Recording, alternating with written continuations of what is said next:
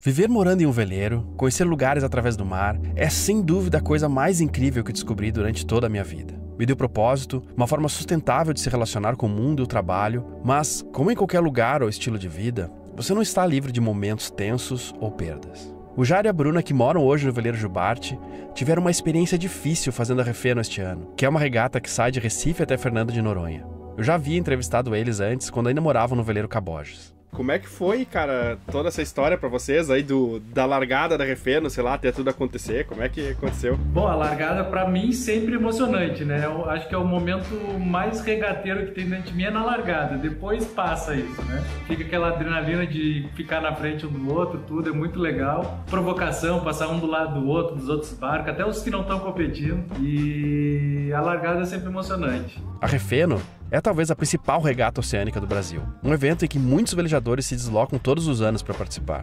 Não é só pela regata, mas também pela oportunidade de encontrar vários velejadores e velejar em flotilha pela costa brasileira na companhia de outros barcos. E foi a última vez que a gente subiu a vela também, né? Porque depois que a gente subiu a vela, em nenhum outro momento durante a regata a gente risou, baixou ou alterou alguma coisa, então foi literalmente a última subida de vela da Jubarte.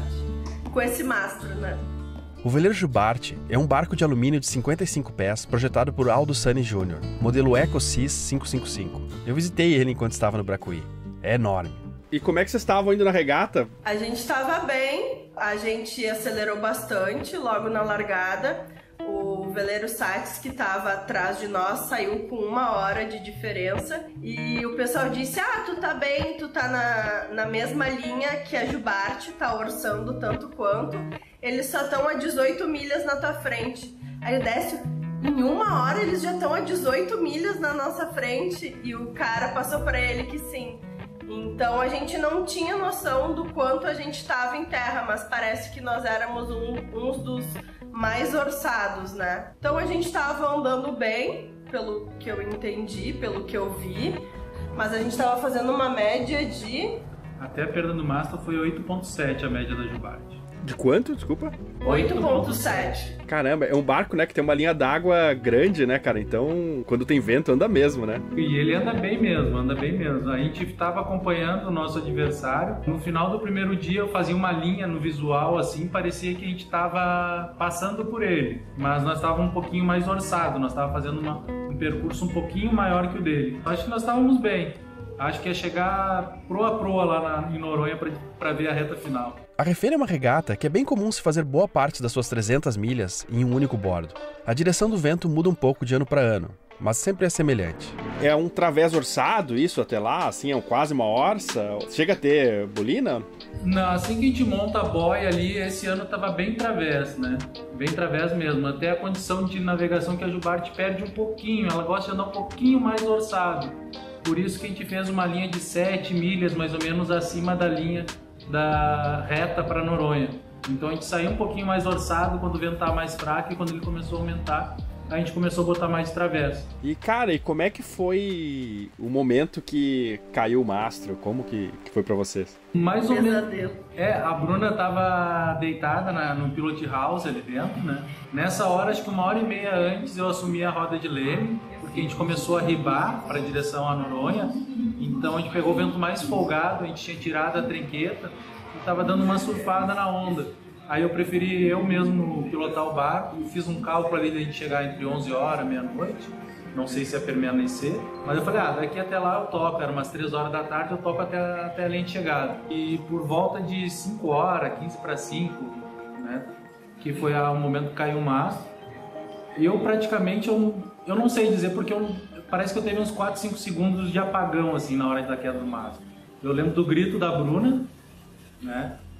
E nós tivemos um tripulante que estava bem ao meu lado, ele assistiu toda a queda do mastro, mas eu não sei. Acho que foi o único que assistiu, né? Parece que eu fui olhar para a bússola e quando eu olhei para frente, só tinha o pé do mastro na minha frente.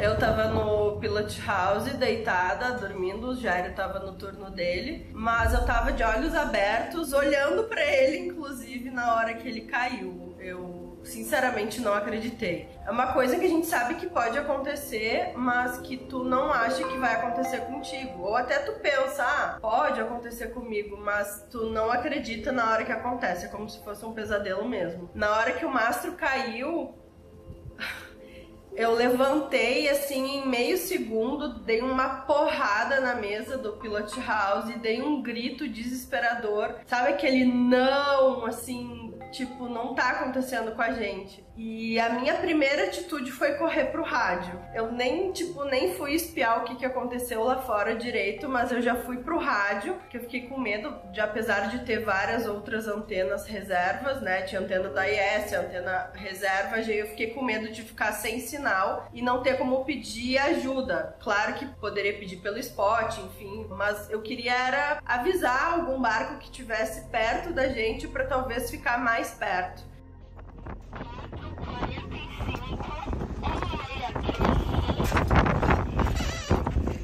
Perdemos o mastro.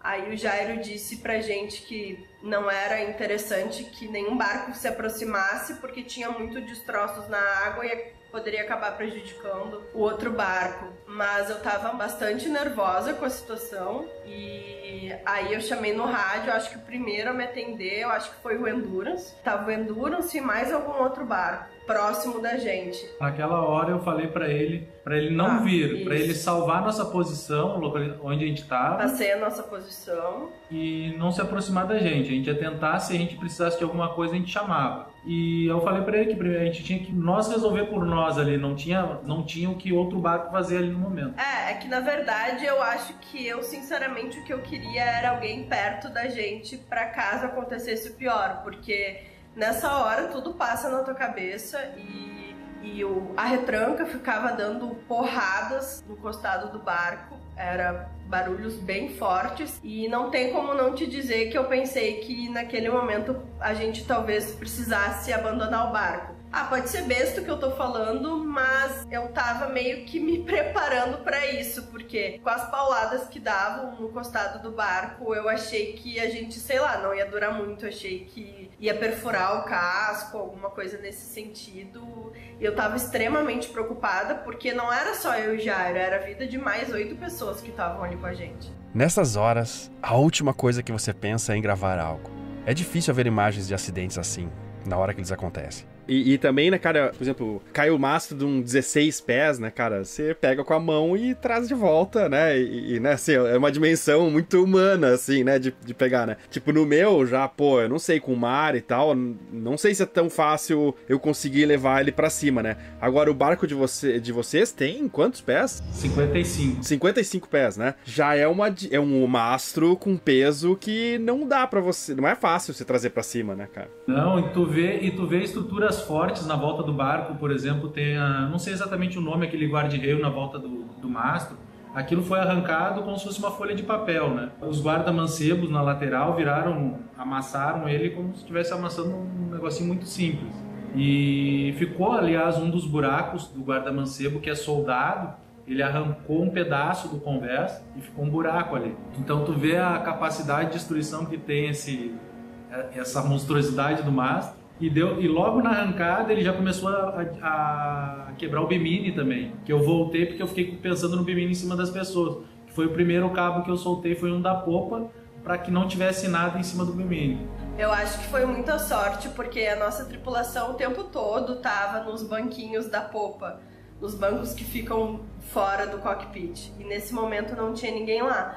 Porque na popa, o que prende o mastro ali não são estais, são cabos. E perto de onde estava o nosso tripulante passa esses cabos. Então eu tive muito medo de alguém tomar uma chicoteada, alguma coisa nesse sentido. Quando aconteceu bem a queda do mastro, é muito engraçado, Adriano, porque eu fecho os olhos e eu escuto cada barulho do mastro caindo, como se eu escutasse cada parte dele que estava preso se desvinculando do convés, assim, sabe, os crack, não sai da minha cabeça, e ele vindo abaixo, porque eu do Pilot House só via isso aqui, do mastro. E eu vi aquilo tudo sendo arrancado, porque eu tava cara a cara com ele. O resto da tripulação tinha gente dormindo nos quartos e tinha gente lá fora. Nossa, pra mim foi desesperador. Eu só peço que aquele ditado de que o raio não cai 2 vezes no mesmo lugar aconteça com a gente. Eu torço muito pra que seja que nem sarampo, que nem você tá falando, que não pega 2 vezes, porque no meu caso caiu um raio de verdade, né? Então... É verdade. E assim, vocês já sabem o que estourou primeiro? O que foi um strike? Primeiro eu fui fazer as trocas de antena no rádio, né? Pra não ficar com a antena dentro da água funcionando. Eu fui pro convés e eu passei direto pela peça que quebrou, que foi o toggle do esticador do macaquinho, né? É uma chapinha de inox que fica no fuzil. Foi ele que quebrou. Na passagem ali eu já vi. Aí depois eu fui avaliar como é que tava todo o costado do barco. Foi num stay lateral, é isso? O stay de força, né? Aquele que vai pra dentro do mastro. Que pega no meio do mastro, né? Isso. Eu não consegui assistir a cena do mastro caindo. Eu só lembro de ver a ponta do mastro. Mas esse tripulante que estava do meu lado falou que ele quebrou em 2 partes e o mastro ficou como se fosse um Z. E caiu tudo na água, não caiu nada em cima do barco. Nada. E fora isso, o barco ficou ok, assim? Vai ser só trocar o mastro? Você falou que tem um furo no do guarda-mancebo, do poste e tal? Não, teve avaria no púlpito de proa, ficou bem danificado. Foram 4 guarda-mancebos que vão ter que ser ressoldados, 2 deles foram arrancados e alguns deles também amassados. Borda falsa também foi amassada. O púlpito de popa, que lá em Noronha eu não tinha visto, mas como o mastro caiu nos estais do guarda-mancebo, ele tracionou o púlpito de popa para frente e ele saiu um bom ângulo para frente. Eu só fui ver quando a gente na volta fui tentar botar a vara de pesca ali, eu vi que estava com danificado no pé do púlpito. Nosso bimini tá que parece uma pandorga. Tá totalmente torto a ferragem e o tecido também já foi. E pelo que eu entendi, né, vocês têm seguro, mas eu noto que nos seguros náuticos, assim, que as franquias geralmente são muito altas, né? A gente ainda não tem certeza do valor da franquia, mas sabe que ela vai ser alta. Mas a vantagem é que quando tu tem que desempenhar essa franquia alta é porque tu vai ressarcir um valor bem mais alto ainda do que ela. Senão não tem por que nem ativar o seguro, né?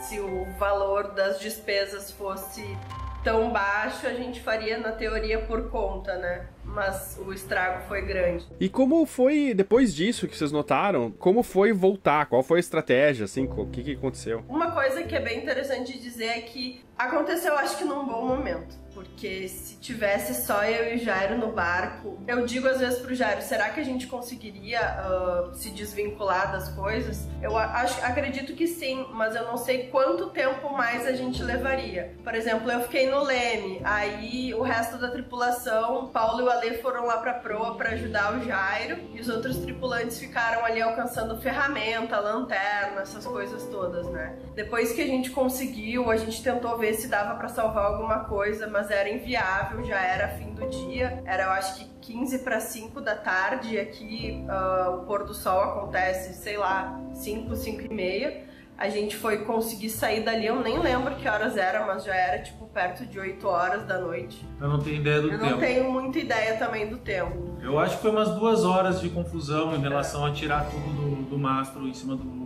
Mas eu não tenho muita ideia, só olhando mesmo no trekking nosso quando a gente começou a navegar de novo. E tu só soltou as cupilhas, tu conseguiu ou precisou cortar cabo, coisa assim? A maioria a gente só soltou as cupilhas e tirou os pinos, né? Mas alguns estava difícil de fazer isso, então a gente começou a serrar, mas com arco de serra, e principalmente o tambor do enrolador a gente tentou serrar acima dele, mas era difícil, o perfil mastigava a serra e não deixava serrar. Então teve uma hora que eu falei pro tripulante, tu me ajuda, tu vai no pino e eu vou na serra. Aí ele conseguiu tirar o pino com formão e martelo, e depois ficou só os estais de bombordo para soltar, que foi os mais chato mesmo, porque ali tinha caco de vidro, não tinha mais guarda-mancebo, não tinha estai para te segurar, né? E o mastro ainda puxando aqueles estaizinho pequeno, e ele ficava tentando pegar o pé da gente, a mão trabalhando. Foi a parte mais complicada ali. Foi a mais rápida, talvez, mas a mais complicada. Meu nome é Larissa Castro e eu fui tripulante do veleiro Jubarte na 32ª Refeno. Infelizmente, nós perdemos o mastro, mas é uma situação que todo mundo que participa de uma regata oceânica está sujeito a passar. Nós sempre ouvimos várias histórias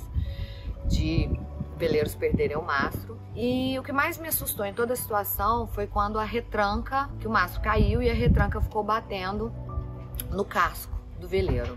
Mas rapidamente o comandante Jairo conduziu toda a situação super bem, ele estava muito tranquilo, muito seguro do que ele estava fazendo, a Bruna também ficou no leme. E toda a tripulação se envolveu no trabalho para soltar o estaiamento e o mastro e conseguimos continuar todos em segurança, ninguém se machucou gravemente.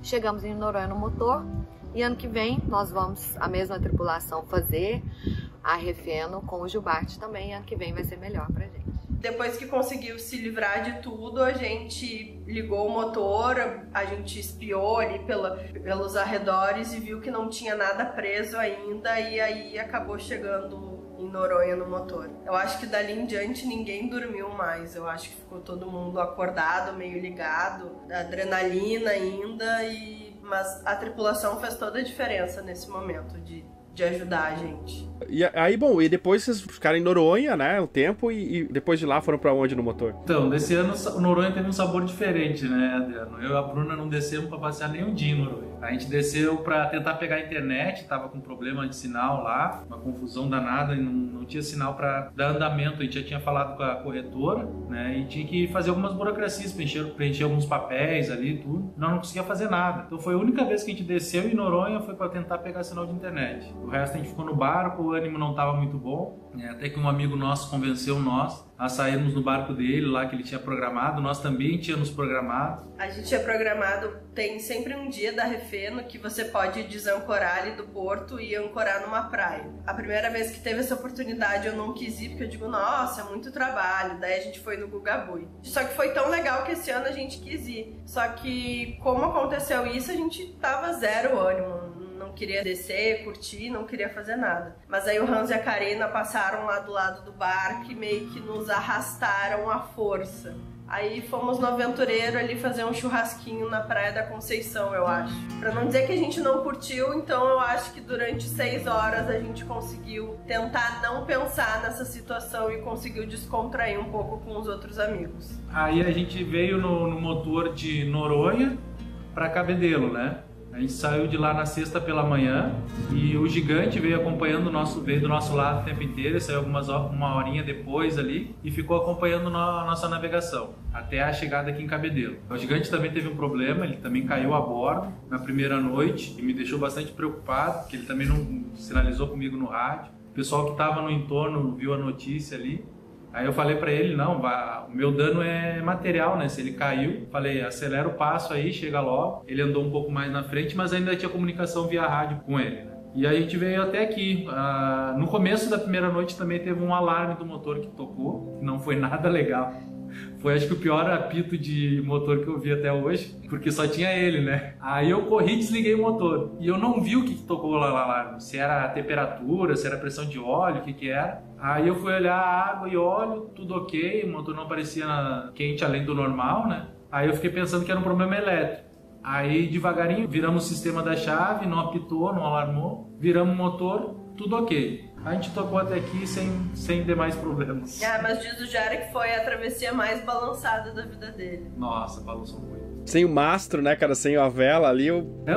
Não só o mastro em si, o pêndulo do mastro, ele já segura o balanço, ele deixa um pouquinho mais confortável, né? E já é desconfortável quando tá sem vela. Sem o mastro, esse balanço é muito mais rápido. Tu fica sendo jogado para um lado e pro outro. Mesmo um barco em pé, ele é difícil para cozinhar, para tudo. Tu fica à mercê da onda mesmo. Qualquer batidinha, tu muda o teu percurso. Mesmo nos 55 pés. E qual os planos de vocês agora? O que vai ser daqui pra frente? Como é que vocês estão se organizando? A ideia agora é terminar os orçamentos todos que estão sendo feitos, né? Lá em Porto Alegre. Estão sendo feito orçamento do mastro, tudo. A recuperação de algumas coisas do convés que tem que ser soldado em alumínio também. Orçamento de pintura, vela, todos os orçamentos necessários. E aí a gente tem que dar seguimento com a seguradora para eles dar aprovação ou não, alguma coisa. E na semana que vem eu acho que a gente resolve essa parte dos orçamentos. Daí aguardar pela seguradora. A gente tem, em média, eu acho que ideia de talvez ficar uns 2 meses parados aqui na Paraíba, aqui em Cabedelo, esperando tudo isso se desenvolver. Deus queira que seja antes e tomara que não seja mais que isso. Aí, tem como fazer as reformas aí e tal? Vão levar o mastro até aí e tal? Sim. Tem uma logística também, está sendo feito tudo isso orçado, né? Tem uma logística de transporte de mastro, de equipe para fazer a instalação. Então é uma das coisas que está demorando um pouquinho para terminar. Porque vem tudo do sul, né? A ideia é que vai vir tudo de lá para cá, inclusive a equipe que vai fazer a instalação. A ideia é permanecer aqui e fazer essa parte de mastreação toda aqui. Talvez algumas outras coisas, como pintar o convés, costado, seja feita mais ao sul. Mas tem a condição de navegar, porque levar o barco só no motor não é muito atraente. Cara, e o que toda essa história, assim, mexeu com vocês, transformou vocês, assim? Vocês se transformaram depois disso? Adriano, eu posso dizer que é mais uma coisa no currículo, vamos dizer, né? Não é uma parte boa no currículo, mas é mais uma, né? Muda um pouquinho o raciocínio, tudo. Pensar um pouquinho na frente para, sei lá, tentar evitar ao máximo um acidente parecido com esse. Mas vocês estão firmes na vida a bordo e... Ah, com certeza. Na época que surfava, né, eu vi uma entrevista de um surfista australiano que tinha sido mordido por um tubarão. Aí na maca do hospital fizeram uma reportagem com ele perguntando se ele ia retornar para voltar a surfar. Aí ele disse, vocês conhecem algum surfista que foi mordido por um tubarão uma vez? São poucos. Por duas eu não conheço ninguém. Então estatisticamente eu tenho tudo para voltar. Não, e não tem como largar essa vida. Não, eu acho que isso a gente sabe que poderia acontecer se a gente estivesse morando em terra. Poderia bater um carro ou acontecer alguma coisa com o lugar que a gente mora, enfim. Eu acho que o Jairo é mais safo, né? Eu acho que a pessoa mais prejudicada poderia ser eu. Quando eu cheguei em Noronha, eu não queria sair do cockpit. Tipo, eu saía do cockpit pra trás, eu não consegui. O Jairo vivia me chamando, Bruna, vem cá que eu quero te mostrar o que aconteceu. E eu travei, eu não conseguia ir no convés do barco pra entender o que tinha acontecido. Eu tava com esse receio. Foi no início dessa semana que ela foi no convés do barco. Pra ver o que aconteceu. Aí quando em algum momento o Décio nos chamou pra ir no Sates, que tava na nossa frente, e eu olhei pra trás e vi o barco daquele jeito.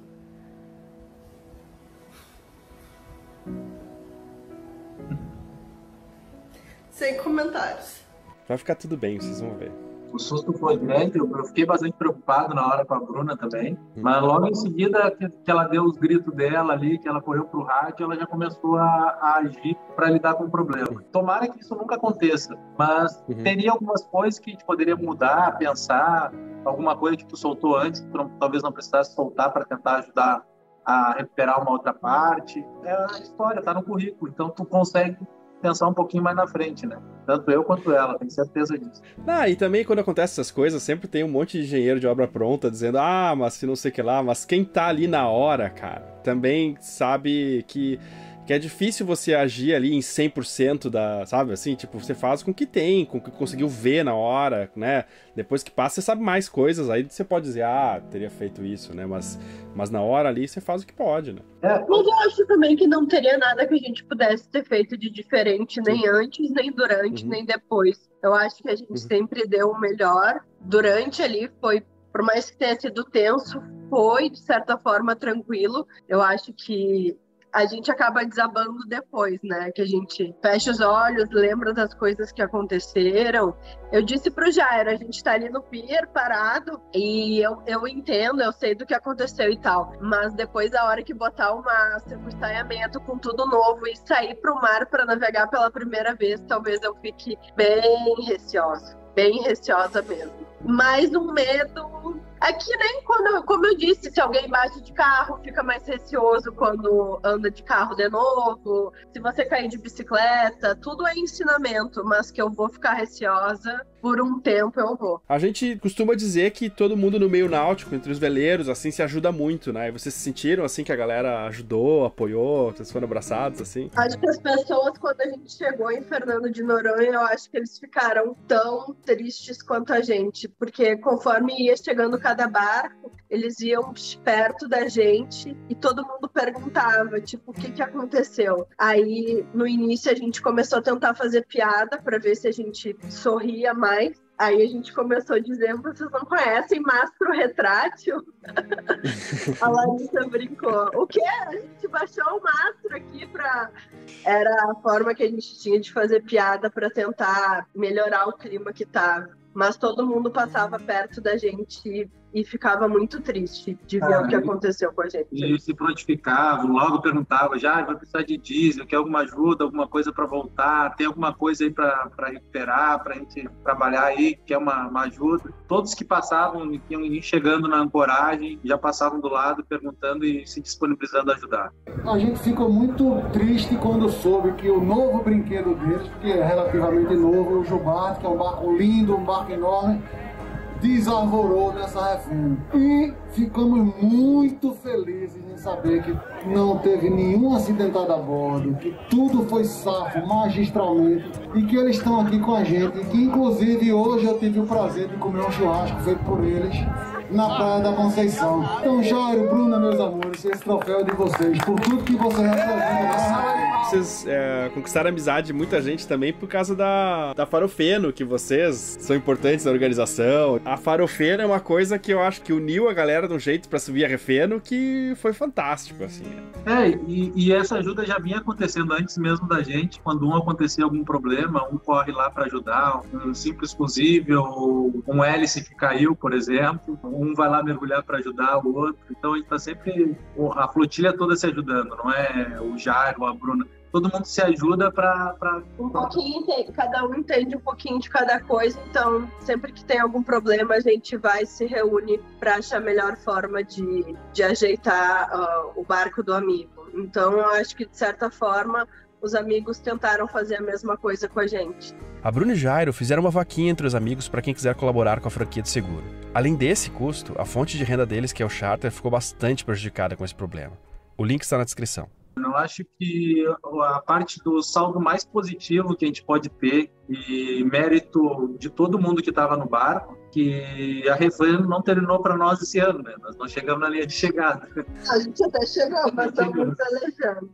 E quase todos os tripulantes que fizeram a Refeno desse ano querem voltar ano que vem. Alguns deles já pagaram a vinda para o ano que vem. Então, acho que é o resultado que as atitudes do momento deu certo. Talvez depois pensando, tu olha para trás, tu consegue pensar em modificar alguma coisa, agir diferente, mas na hora acho que foi as decisões mais acertadas que a gente podia tomar. Uma coisa também que eu acho bem importante, que como eu te disse, eu tinha muito medo de que o barco fosse ao fundo ou qualquer coisa nesse sentido, e a gente viu como a Jubarte é forte, porque tirando esses danos em cima, no convés, não causou nenhum dano grande estrutural do barco, não fez água, bem pelo contrário, o barco se mostrou muito forte. Então, eu acho que isso também é um ponto positivo, e o mais positivo de todos é que ninguém se machucou. Estava todo mundo bem, saudável, ninguém ficou traumatizado, assim espero.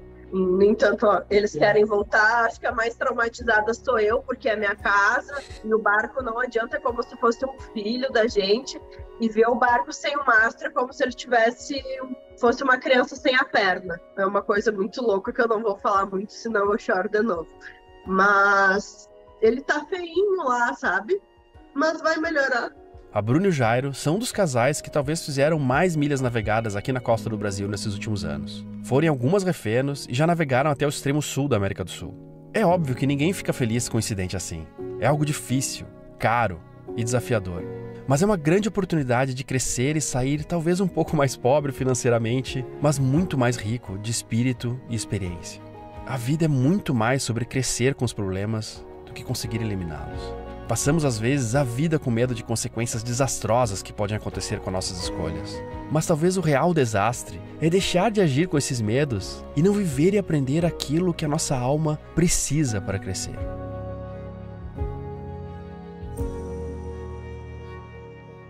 Se você assistiu até aqui esse episódio, meu muito obrigado. Sinal que você gostou do que a gente tá fazendo aqui. E se você gostou muito, mas muito mesmo, e tem assistido vários episódios e quer colaborar com o Hashtag Sal de alguma forma, deixe a quantia que você achar que a gente merece, se é que a gente merece, se você puder, no Apoia-se, que tá aqui colaborando lá, deixando café pra gente, que seja, você participa já do nosso grupo do Telegram. E lá eu sorteio alguns dos apoiadores pra velejar comigo em algumas das pernas pela costa brasileira. Muitos já velejaram, foi mágico, foi muito legal. Quem sabe você é o próximo.